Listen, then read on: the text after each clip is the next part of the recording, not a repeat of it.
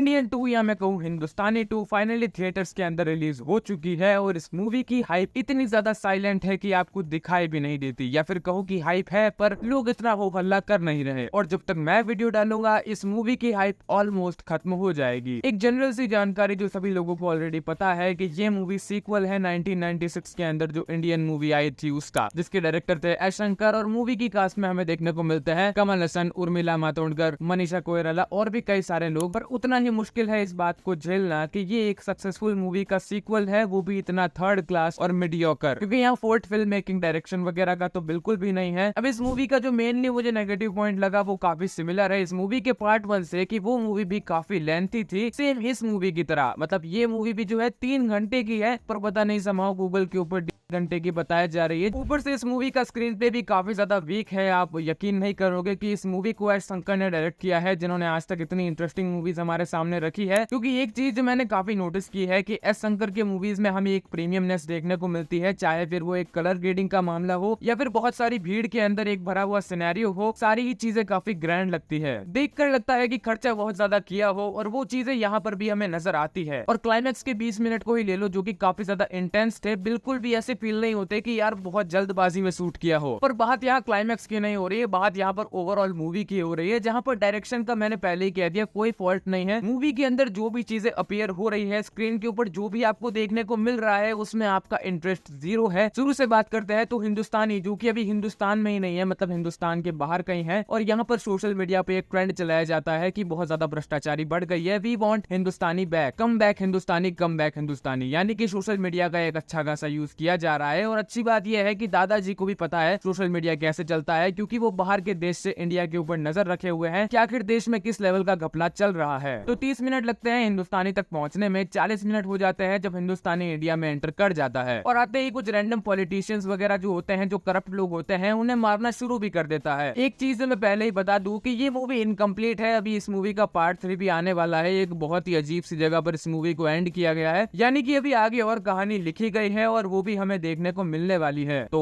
कहाँ था मैं? हाँ, हिंदुस्तान में एंटर कर जाता है और वहाँ आते ही कुछ रैंडम पॉलिटिशियंस वगैरह करप्ट लोगों को मारने लगता है, जिसके पीछे का रीजन क्या है वो मुझे समझ नहीं आया, और ना ही उन लोगों के बारे में हमें कुछ ज्यादा देखने को मिलता है। किसी तरह का बैकग्राउंड बिल्ड नहीं किया कि आखिर क्या स्टोरी है जो वो इन लोगों को मार रहा है। ऑफ कोर्स वो करप्ट लोग हैं और भी कई सारे लोग हैं, पर उनका कहानी में क्या और कितना इंपॉर्टेंस है वो ये लोग दिखाई नहीं पाते। अब यहाँ करप्शन, पॉलिटिक्स वगैरह सब कुछ देखने को मिलता ही है, पर बाहर से ज्यादा हमें घर के अंदर देखने को मिलता है। तो यहाँ कमल हसन को वापस इंडिया बुलाने के पीछे एक ग्रुप का हाथ होता है, जिस ग्रुप के अंदर कुछ लोग होते हैं, कुछ एनिमेटर्स वगैरह, जो यूट्यूब पर शॉर्ट फिल्म, डॉक्यूमेंट्रीज वगैरह बनाते हैं करप्ट लोगों के ऊपर। तो ये लोग फैसला करते हैं कि बाहर की बात बाद में, पहले घर के अंदर चेक करते हैं हमारे घर के अंदर कितना करप्शन भरा हुआ है। जो कि मजे की बात, 4 जनों के ग्रुप के अंदर चारों ही फैमिलीज करप्टेड है पूरी, मतलब इनके घर वाले घूस खाते हैं किसी ना किसी से। क्योंकि जो बड़े बड़े धुरंधर है उन्हें तो हिंदुस्तानी मजा चखा देगा, पर घर के अंदर जो ये छोटी छोटी चिंगारी लग रही है उन्हें बुझाना बहुत ज्यादा जरूरी है, नहीं तो ये आग का रूप ले लेगी। तो स्टारकास्ट की बात करें तो कमल हसन के साथ हमें रकुल प्रीत सिंह देखने को मिलते हैं, वही सिद्धार्थ देखने को मिलते हैं, रंग दे बसंती वाले। बॉलीवुड की बात करें तो वहां से गुलशन ग्रोवर, पीयूष मिश्रा और भी कई सारे एक्टर्स हमें देखने को मिलते हैं, साउथ के टैलेंटेड एक्टर्स। वही एक सीन के अंदर हमें देखने को मिलते हैं ब्रह्म नंदनम, जिनका सीन पता नहीं सिर्फ 2-3 सेकंड का होता है और आगे पूरी मूवी में कहीं पर भी वो अपीयर नहीं होते, जो कि ऑब्वियसली आगे जाकर उनका कुछ कैरेक्टर हमें देखने को मिलेगा पार्ट 3 में, या